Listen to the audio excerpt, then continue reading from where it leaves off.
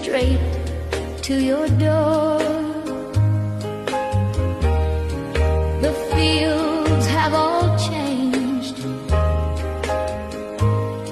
and the house looks so different. The memories don't haunt me